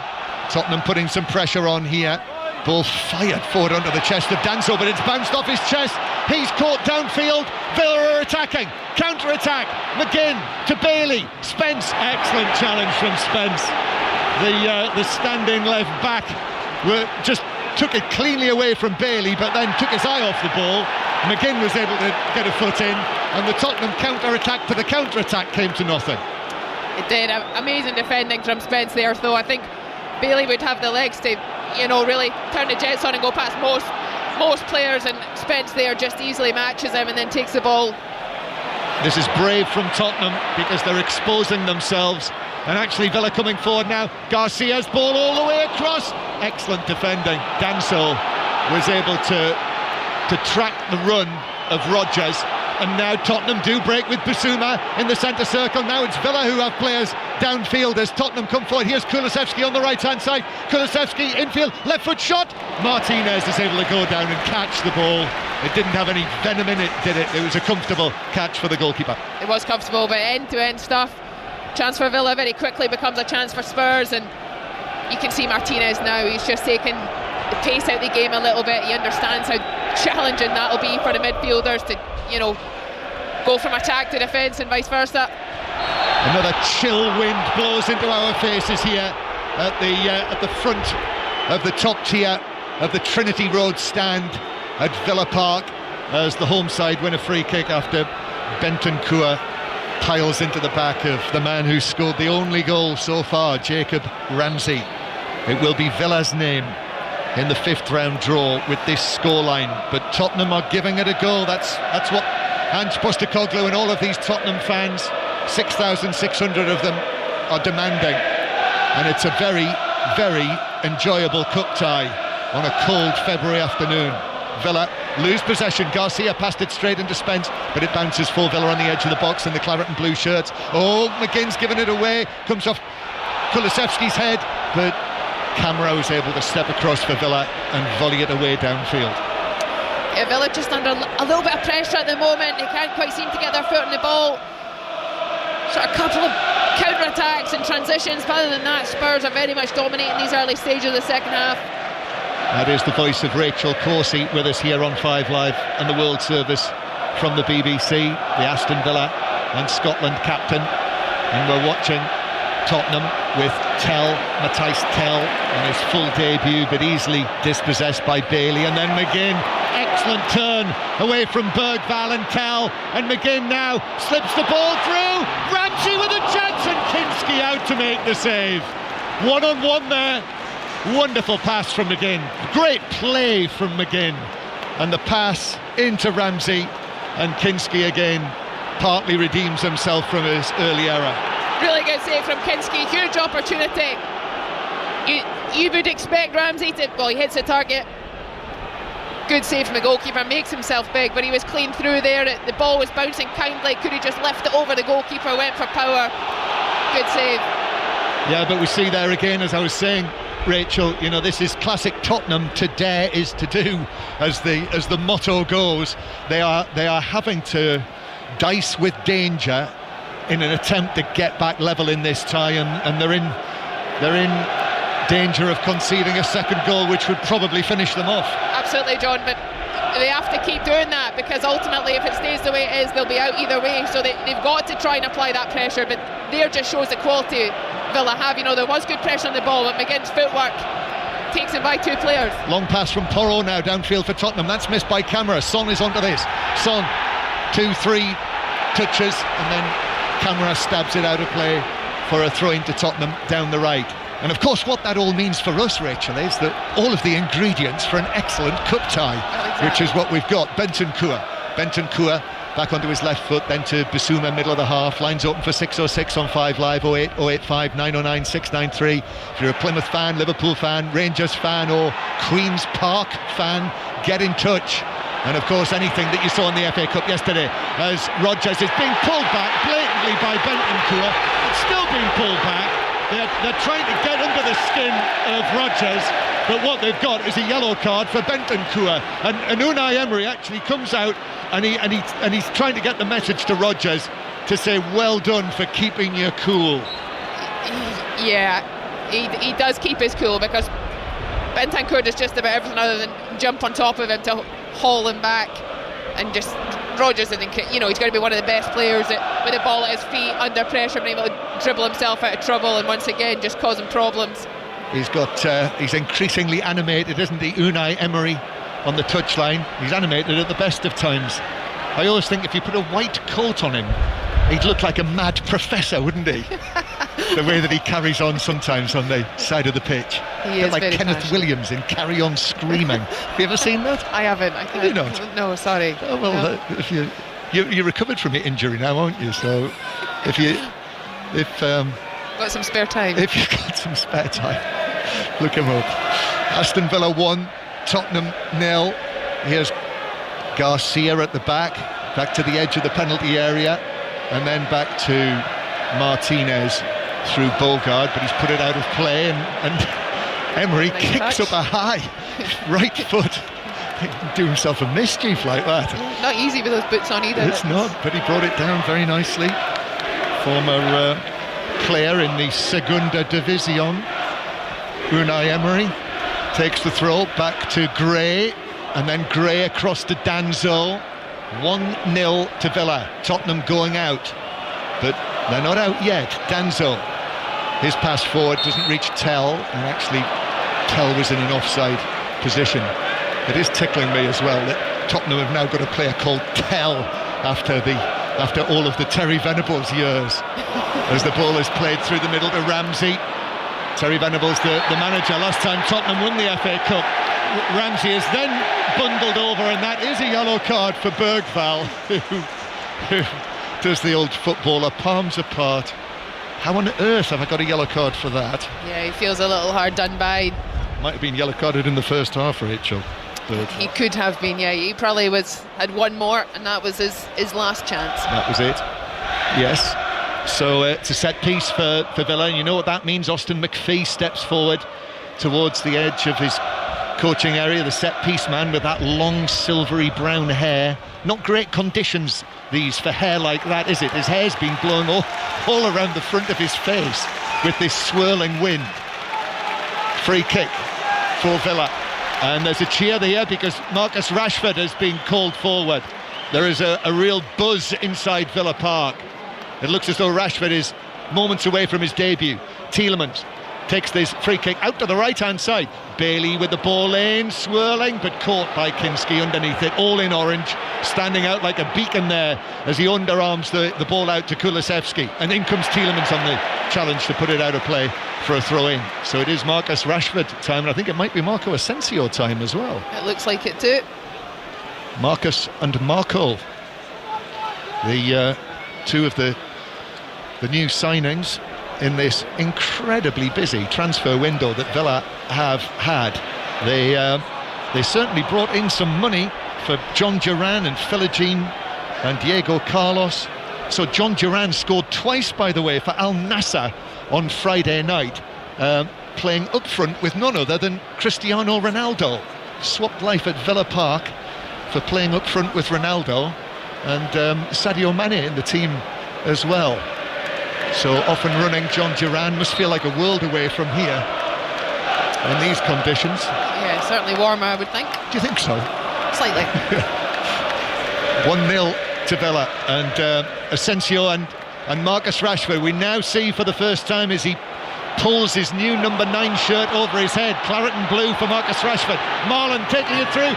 Bailey now in the area on the right. Still Bailey, Gray with him, and then across from Marlon, cleared off the line, and in from Rodgers on the follow-up. 2-0 to Aston Villa. Tottenham 2-0 down and heading out of the FA Cup. And Postecoglou turns to his coaches. It's a long way back now for them here at Villa Park, and Tottenham are looking at the 5th round. Rodgers with a goal. Aston Villa 2, Tottenham 0. Yeah, it's a scrappy finish this time. The chance looked like it had gone. Leo Bailey wanted to come back on his left foot. The chance kind of faded away. Malin went round the outside. He flashes it across the face, and it just breaks in the 6-yard box. Morgan Rodgers first to react, and he just prods it home, and it hits the roof of the net. And I wondered whether Unai Emery might have thought again about his substitutions, but no, he is going to bring on Marcus Rashford and Marco Asensio, and coming off Leon Bailey, and Unai Emery applauds over there. And they're just looking to see who it is who's also going to leave the field. So Bailey and Marlon, it looks like, although Rodgers is coming over here, but I think that's just for some instructions. So here we are, here is the moment. Welcome to number 9, Marcus Rashford. Welcome. This is the Villa Park welcome. for Marcus Rashford, who steps onto a football pitch for the first time since December the 12th. And listen to this buzz around the place. On loan from Manchester United, and the Champions League winner, Marco Asensio, sort of slips on in the shadows, doesn't he, behind Marcus Rashford? It feels that way a little bit, but another top player, somebody who has the capacity to create things out of very little, great feet, has the vision, and somebody who I'm sure the Villa fans will also be excited to see. But early on, of course, they'll want to see Rashford get his opportunity, get his first few touches, hope to see that spark that we know he's so capable of showing. Yes, Marcus Rashford. The talk about focus and application. Ruben Amorim saying at one stage you'd have rather played his 63-year-old goalkeeping coach than Marcus Rashford. Well, Rashford, I'm sure, will feel that he's got a lot to prove, and he'll be in a mood, Villa fans hope, to do exactly that, as Danso has ended up sitting on the ground, holding his face, holding his forehead, and there's blood there. There is blood there. So the clash of heads. And so we will have a stoppage here, Rachel, with a quarter of the match to go, and Aston Villa sitting pretty 2-0 up. Yeah, they've found themselves in a very good position. They've managed the game very well. They got that early goal. They sort of had to ride a little bit of a storm towards the end of the first half and even into the early period of that second half. But they've got that cushion now.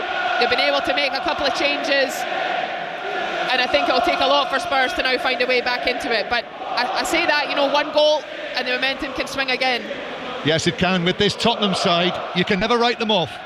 And it was Marcus Rashford's elbow that caught Danso. Rashford jumped high for the challenge, and as he came down, his arm, I'm going to say that I don't think there was any intent there, but he did catch him with the elbow on the forehead, and that's caused the cut on the head for the Tottenham defender.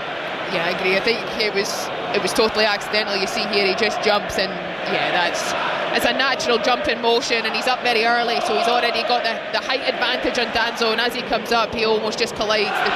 The elbow and the head come together. It's not intentional by any means, just unfortunately a nasty one, because any time there's a head injury and there's blood involved, you got to make sure you get that taken care of. While we have the stoppage, you can hear it. Ange Postecoglou is being subjected to, it's the chant that I feel like I hear at virtually every match these days, sacked in the morning. Well, he is looking, the fact is that he's looking at going out of the League Cup on Thursday night and going out of the FA Cup on Sunday night. I mean, they've been better today. Much better, yep, I would totally agree. And on Thursday it wasn't the performance we've typically seen from them. They're normally very front-footed. They weren't, I would have said, for the most part of this game, they have been like that. Their next match is against Manchester United next Sunday afternoon. It's a 5 live commentary match, and clearly if this scoreline remains, the question is going to be whether he'll still be in charge for that. That, I'm afraid, is a fact of footballing life. Here is Asensio into the action for the first time, with the ball just slipped through into the penalty area, out to the right. In comes the cross from Garcia. Tielemans with the shot that hits the back of Pedro Porro, I think, and then bounces away out of play for a corner to Villa from the left hand side. Yeah, really important block if it was Porro. Just Tielemans edge of the box, beautiful control on the chest, and hits that clean on the volley. Talk about an ideal situation as Villa take this corner short. Ideal situation to come on for your debut when the team's just scored the second goal, and now it is Villa sweeping forward into the penalty area, but the cross from Digne was blocked at the near post as the ball bounces behind after the challenge came in over there near the corner flag, and it is given as another corner. It's being disputed by Pedro Porro, but referee Taylor says yeah, corner from over there, which is going to be taken by Marcus Rashford, and walks there in front of the Holt end. I have to say, players move, players change clubs. It does seem very, very strange seeing Marcus Rashford in a kit anything other than Manchester United. Corner taken short. Here he is into the area. little dribble into the box, tries to cross it, blocked by the defender, comes out to Ramsey, then Digne crosses it into the back post, Tielemans with the shot, but that's blocked by the defenders. There were two of them there in front of the shot, and Tottenham tried to bring it out from the back. Villa here pressing for a third goal that would absolutely finish Tottenham off, and that's the thing, isn't it, I suppose, for Tottenham. They want to get a goal, to get a foothold in this match, and they certainly don't want the scoreline to get any worse. Not after 4-0 on Thursday night, which was the joint heaviest defeat in terms of margin of scoreline that Tottenham have suffered under the management of Ange Postecoglou. 2-0. Yeah, and they're just suffering a little bit here after that second goal, just struggling to get their foot on the ball again, and you can understand that emotionally for the players. To lose that second goal feels tough, but they've got to try and just put that aside, find a way to get on the front foot again. Aston Villa with this scoreline heading into tomorrow night's 5th round draw. The ball is flicked in field to Rodgers, and then Asensio back to Rodgers. Rodgers shoots, and it clips the side netting as it flashes past the top right corner as he looks at it. Goal kick. What a goal that would have been. Asensio there just giving us a little glimpse of what he's capable of. Takes the ball out the air, a lovely back heel into the path of Rodgers. They combine again twice, and Rodgers there, he'll be annoyed at himself because he knows from that distance and that type of cutback he can hit the target and cause real damage. Yeah, rising effort as Tottenham make it. Another change. Sarr's coming on for Bentancur. So Pape Sarr coming on into the Tottenham midfield. Time very much running out. We've played 72 minutes, and Tottenham are 2-0 down and heading out of the FA Cup. Tottenham without a trophy since 2008. Aston Villa without a major trophy since 1996. Asensio into Garcia, into the penalty area. Tottenham had men back. Cross from Asensio again. Tielemans, FA Cup winner, remember, for Leicester. That brilliant goal at Wembley in the final when Leicester City won it under Brendan Rodgers. Here he is again, Tielemans. One of the best FA Cup final goals, that, from Yuri Tielemans. Camera. Now the Olays start. Aston Villa playing the match inside the Tottenham half. Back to the halfway line to this unfamiliar central defensive partnership of substitute Bogard and Camera. Two of them exchanging passes, giving it to Digne, who's over there on the left-hand side. And now Rashford into the box, challenged on the edge of the area, goes down. Anthony Taylor's not interested as the ball is cleared to the halfway line, and the whistle has gone, but it's gone for a free kick for Tottenham. Yeah, I've absolutely no idea what he's given there. Unless it was offside, was it? Or has he given it for a foul by Rashford? I presume he has, yeah, must have been the way that he fell into Bissouma. I think it actually, as the ball's cleared, I think there's another free kick goes Tottenham's way for Rodgers. Challenge on Spence on the halfway line. Sorry, Rachel. Strange few minutes. I think the ball actually hit the referee, which was why. Good spot. 2-0 Aston Villa. Ramsey's early goal. Rodgers, who's now got 11 this season, by the way, for Aston Villa. Morgan Rodgers, the recent Champions League hat-trick scorer, only the second man to score a hat-trick in the European Cup or Champions League for Aston Villa on that night against Celtic. Gary Shaw was the other, by the way, the much loved and missed Gary Shaw. 2-0 Villa. Good company to be in. Yeah, isn't it just? As Danso miscontrols, ball runs out towards the far side. So Tottenham are going to be looking at the Europa League if it stays like this to try and win a trophy this season. They are into the round of 16. That will not be an easy route. Spence to Son, and then Son is easily robbed of the ball by McGinn. Rodgers, Garcia is going to lose out to Tell, but no, that's tigerish from Garcia to win it back. And now McGinn turning. He's got Son behind him, holds him off, plays a dangerous ball across the edge of his own penalty area. Tielemans with a touch, back to goalkeeper Martinez. Then Camara passes it to Tielemans, and then Tielemans up for Rashford with a touch to Rodgers, and Rodgers ball through to Jacob Ramsey, one-on-one. Kinski comes out and saves. A good blocking save. Came out at pace and was able to... He was all on top of Ramsey before the Villa man actually had the shot. And then there was a foul on Birdval on the halfway line, free kick to Tottenham. Yeah, huge opportunity for Villa. It's magnificent play, you know, just the calmness. When you're 2-0 up, when you feel good, you're playing out from the back, literally inside the 6-yard box, playing under pressure, 3 passes, and they're right in behind the Spurs back line, and Ramsey hits it at Kinski. It's a good save, but 1v1, you'd hope to score from that area. Yeah, we've actually the one-on-one count now is really stacking up in this game, and Kinski now. I mean, listen, he made the mistake for that early goal, and at this level it was a really basic goalkeeping error, bad goal. But he's made a series of saves since then. However, he was also beaten by Morgan Rodgers. So Aston Villa, with this scoreline, will be in the draw tomorrow night. You'll hear it on 5 Live. You can watch it on BBC One as the ball is played forward to Tell in field.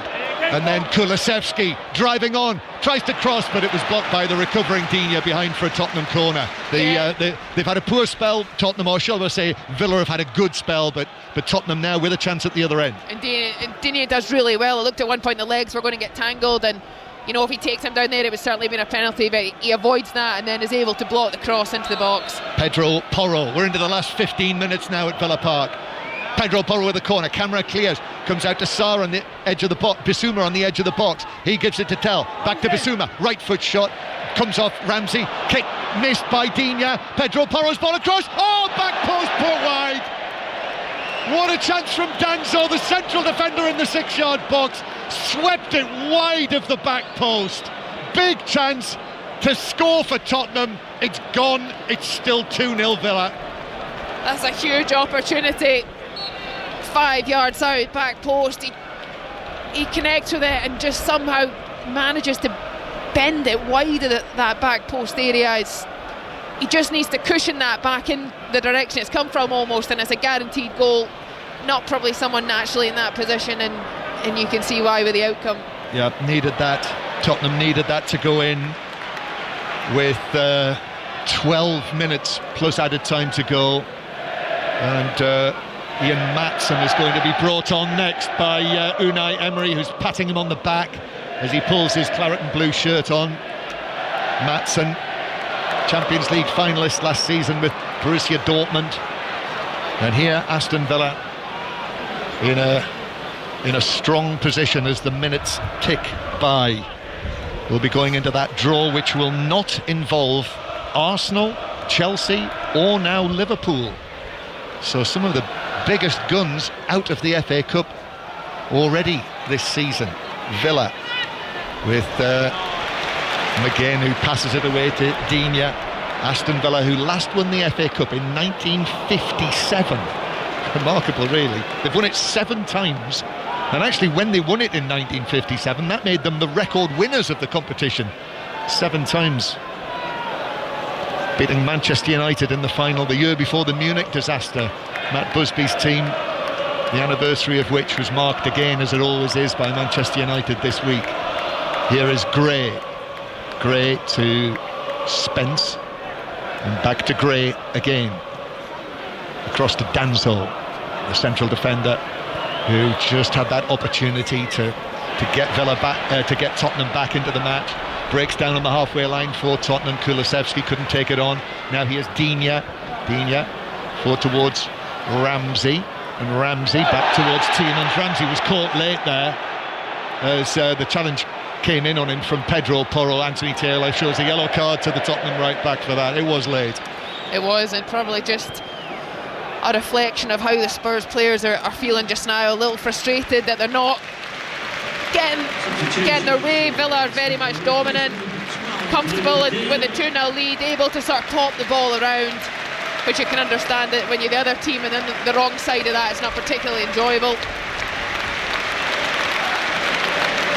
So Lucadinha is being clapped off.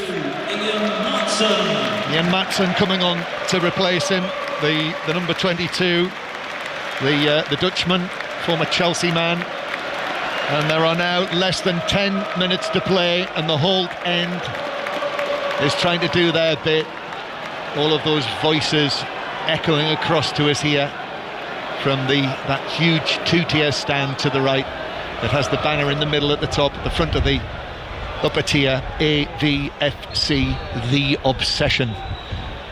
Free kick then to be taken in by Marco Asensio for Aston Villa. Left-footed ball in, cleared away by Porro, comes out to the edge of the area where Kulusevski is able to take it down.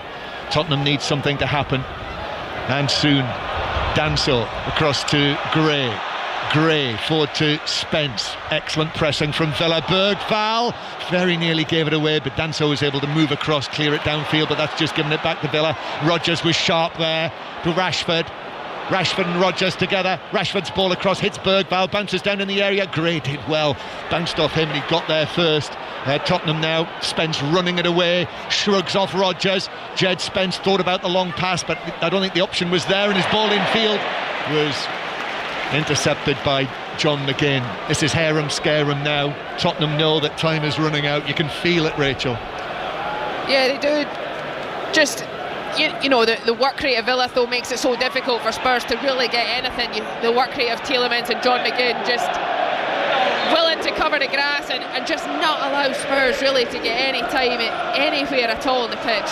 Tell attacking, but as he does so gets a touch and actually runs the ball out of play over there, and it is a throw into Villa, who strike up their John McGinn song.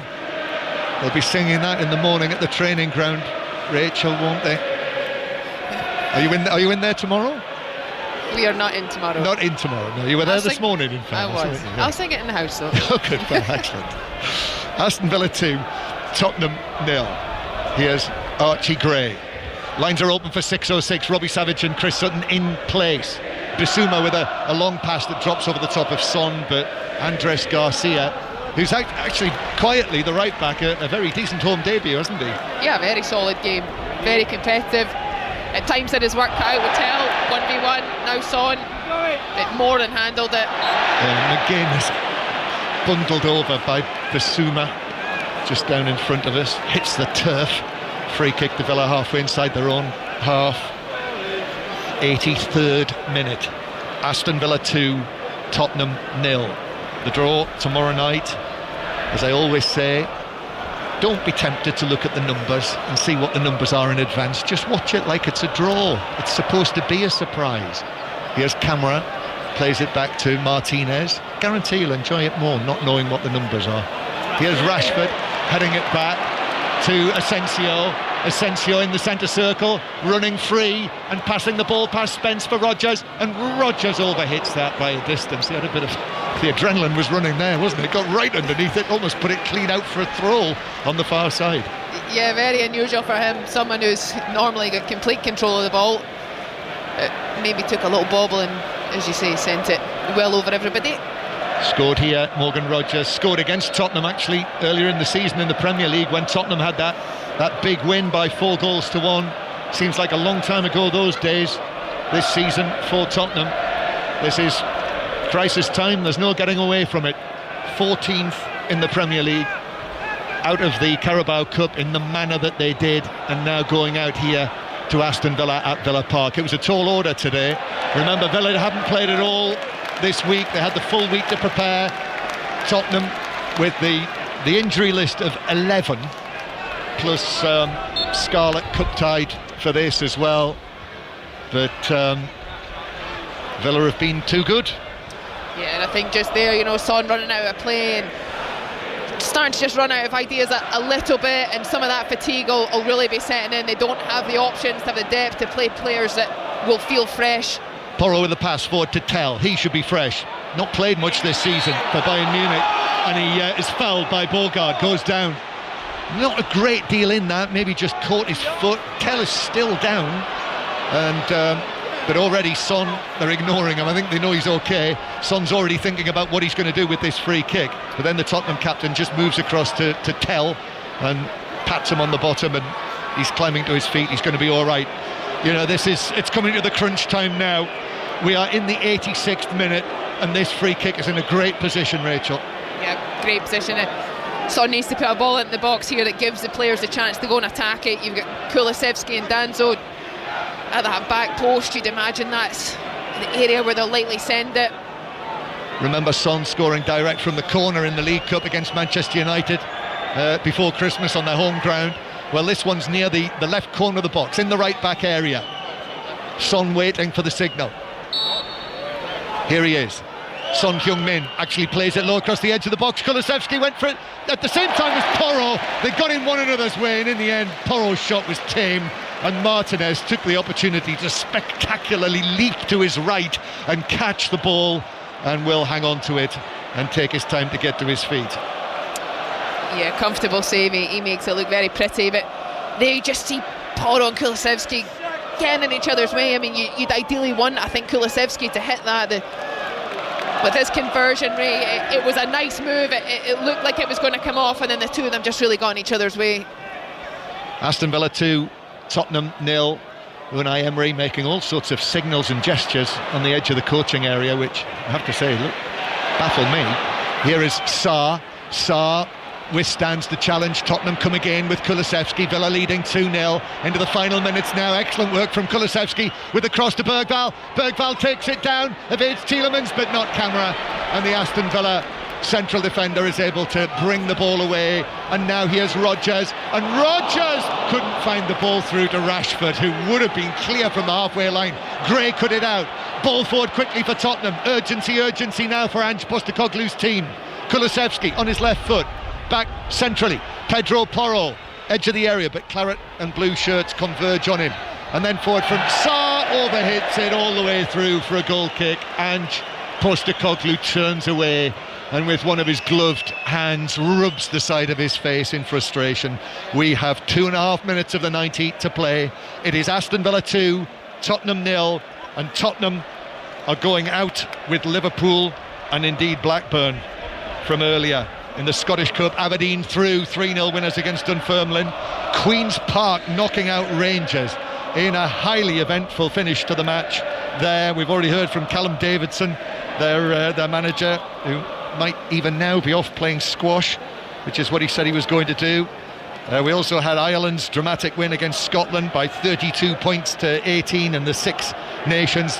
The Rugby Union weekly podcast will be out every day through the Six Nations, if there isn't a contradiction in terms there, but you'll find that on BBC Sounds after a big weekend in the Six Nations. And yes, the lines are open for 606 08 085 909 693. Robbie Savage and Chris Sutton waiting to speak to you about the FA Cup. Son attacking, they have to do something quickly. Son's shot into the back of McGinn, the ball loops high in the air, headed away by Tielemans. We've got 90 seconds of the 90 minutes to play. Time running out for Tottenham, time running out for Ange Postecoglou as Villa break forward.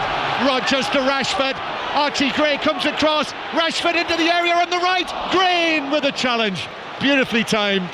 And actually Rashford has caught Gray there. As Gray came in, Rashford dived forward and caught Gray, and it's a free kick to Tottenham. Yeah, that looked like it. Was it going to be the moment? A nasty one actually there for Gray. Rashford tries to go down outside on his right foot. Gray was more than up to it, and as Rashford goes to hit it, Gray just comes in and takes the ball, and the follow through, the shot from Rashford just catches him. It looked painful. That could have been nasty. It could have been. It doesn't look like it was, though. No, he went to shoot Rashford, but as Rachel Corsie says, Gray had nipped in and taken the ball away just before Rashford, who was still in the shooting motion, actually kicked into his leg, and it buckled. But I'm so pleased to say the teenager stood up to it. Yeah, really great defending as well, because Rashford at full pace running at you, you've got to be on it, and he stood up, waited for the moment for the touch to be, within his reach. Stepped in beautifully. Archie Gray, grandson of Frank, used to be managed by Brian Little who we had a chat with before the game. I love seeing Brian Little. It lifts your heart. Here's Bergvall, one of the first managers I ever interviewed, Brian Little. Here's Gray on the halfway line. 5 minutes of added time. That's what Tottenham have got left in the FA Cup this season, unless they come up with 2 goals without reply. And that would just take it to extra time. Bergvall back to Danso. Aston Villa now almost sensing that. Everyone back behind the ball. And actually Tottenham fans, many of them, have given this up. They've left their seats. Ball in. Kell with a chance. He's scored on the stretch. On his first start for Tottenham. The on loan Bayern Munich teenager steered it past Martinez. They've got a goal in added time. It's Aston Villa 2, Tottenham 1 now.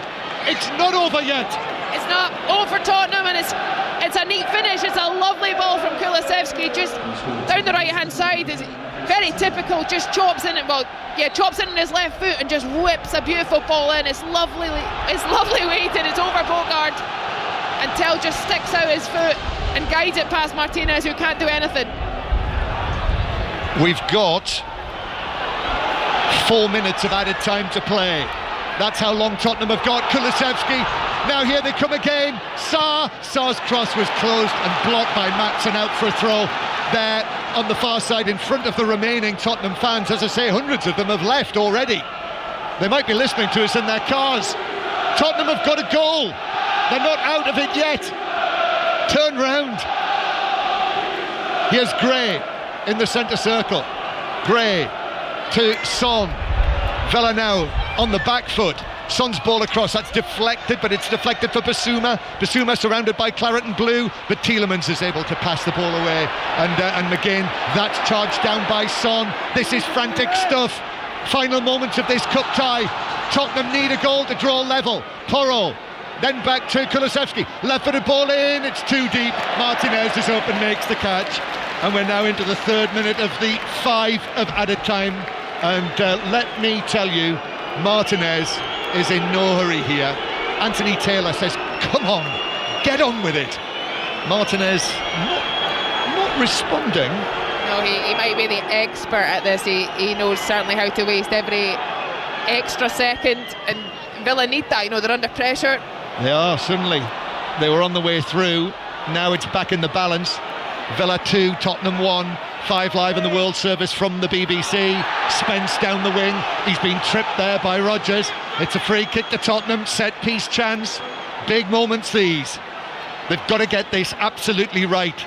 This might be the last chance to equalise. Yeah, really smart from Spence. I don't really think there's any contact. He sees he's 2v1. Looks for the contact. Fools the referee into thinking it's a foul, and now there's a chance. Can Son put it into an area that once again the players can go and attack? Is Kinski going to come up? He's looking. He's in the centre circle. No, he's not. Son with the free kick. In it goes to the back post. Too close to Martinez. Too close. Poor delivery from Son. And Martinez gladly catches that. Very poor. In these moments, you just want the ball guided into an area where it might not be the first contact that ends up being the goal, but the worst thing you can do is float it in high like that for the goalkeeper to see it all the way and just catch it cleanly. And Postecoglou has pulled his snood up over his nose. He's saying, come on. Martinez has taken the max. Delivers it downfield. Danso heads it forward. Camera back for Villa. Then Tielemans gets his head to it. In dives Porro, but he's missed it. Ramsey has it. Villa sniffing for a 3rd goal that would finish Tottenham off. Tielemans, but Tottenham are back in numbers. Tielemans bundled over. Yeah, it's a free kick. Sarr was too physical, too frantic. Fouled Tielemans. And we are now in the final minute, the 5th minute of added time. Villa are heading through. Tottenham are heading out. Yeah, and just silly from Tottenham, because you know that if you give away a foul, it's going to allow Villa to just tick the clock down even further. They're going to take their time on this too. It looks like John McGinn's in a position which might end up taking them into the corner. Free kick. They'll probably, surely, in fact it's been left, of course it is, by Asensio, and that means that Marlon now walks up to take it. Ange Postecoglou standing with his palms apart saying, how has that been allowed to happen? Surely the seconds will be added on. Back to the halfway line it goes. I thought they would have taken that to the corner flag, but now they do head forward. McGinn, The wily McGinn passes it down the line for Asensio, and Asensio will now run it to the corner flag. I make it, we've got 5 seconds left. Villa are attacking, and they're in the box, and the chance for Rodgers, he couldn't get there. However, Tielemans still in the box, he squares it, Bergvall stretching, got it away, still in the area. This will be the final attack. Tottenham have got it. No, the time's run out on Tottenham. Ange Postecoglou's Tottenham Hotspur are knocked out of the FA Cup here at Villa Park. Unai Emery claps the Villa fans in front of us, big smile on his face. Villa into the 5th round, but Tottenham are out, knocked out of the Carabao Cup on Thursday night, knocked out of the FA Cup on Sunday night. Tough times, Rachel Corsie, for Tottenham and Ange Postecoglou. Yeah, it was difficult for them today. It was always going to be, Villa are in a good place. They've got players that are confident, they've had their full week to prepare, and ultimately they got that early goal. Yes, it was through a mistake, but it allowed them to have the confidence to then go on and manage the game. They obviously conceded late on, that made it a little bit edgy, but otherwise I thought, everybody had a very solid game for Villa, and when it's like that at Villa Park, it's very hard to overcome them. We'll see enough from them. From Tottenham, was there enough of a response? And okay, listen, it doesn't matter because they've lost, does it? Well, yeah, and in the Cup, that's ultimately what does matter, but it was certainly an improved performance from Thursday night. But they need to start finding a way to turn these performances into better results and a lot more consistently. Yes, who knows where this will go from here, with Daniel Levy watching on up in the stands here at Villa Park. The scrutiny on Tottenham and Ange Postecoglou obviously will continue. We will hope to hear from him live on 5 Live during the course of 606, which is coming up shortly. But for Aston Villa, they're into the 5th round of the FA Cup for the first time for 10 years. And with Liverpool out, and with Arsenal out, and with Chelsea out, Villa, yes, they've got the Champions League, yes, they've got their push for places in the top 4 of the Premier League, but they have to be thinking that the FA Cup is a possibility for them this season as well. Good win for them. Thank you very much, Rachel Corsie, for your company this afternoon on this cold afternoon. Thank you, John. But Robbie Savage and Chris Sutton are standing by to take your calls on a very eventful day in the FA Cup and the Scottish Cup as well. So 08085 909 693 to get in touch with them. Hashtag BBC 606. Text 85058 and you will hear from Chris and Robbie after the news on 5 Live with John Barnes. This is BBC Radio 5 Live.